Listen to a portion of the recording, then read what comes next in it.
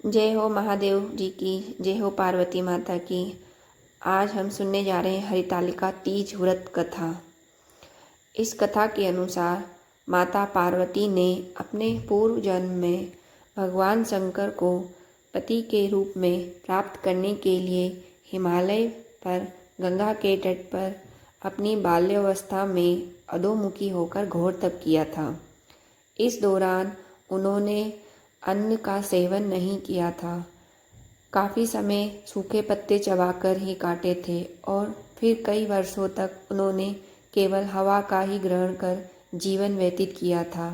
माता पार्वती की यह स्थिति देखकर उनके पिता अत्यंत दुखी थे। इसी दौरान एक दिन महर्षि नारद भगवान विष्णु की ओर से पार्वती जी के विवाह का प्रस्ताव लेकर माता पार्वती के पिता के पास पहुँचे, जिसे उन्होंने सहर्ष ही स्वीकार कर लिया। पिताजी ने जब बेटी पार्वती को उनके विवाह की बात बतलाई तो वे बहुत दुखी हो गईं और ज़ोर ज़ोर से विलाप करने लगी।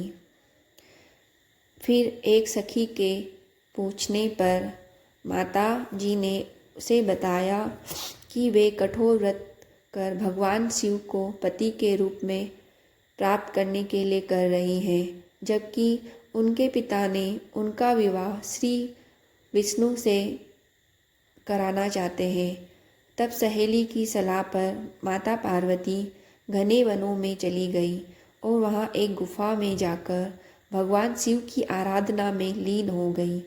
माँ पार्वती के इस तपस्विनी रूप को नवरात्रि के दौरान माता शैलपुत्री के नाम से पूजा जाता है।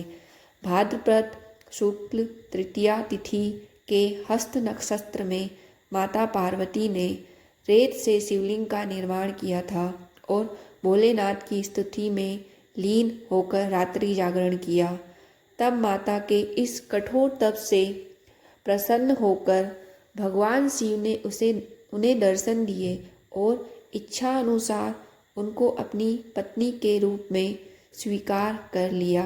मान्यता है कि इस दिन जो महिलाएं विधि विधान पूर्वक और पूर्ण निष्ठा से इस व्रत को करती है, वे अपने मन के अनुरूप पति को प्राप्त करती है। साथ ही यह पूर्ण दाम्पत्य जीवन में खुशी बनाए रखने के उद्देश्य से भी मनाया जाता है।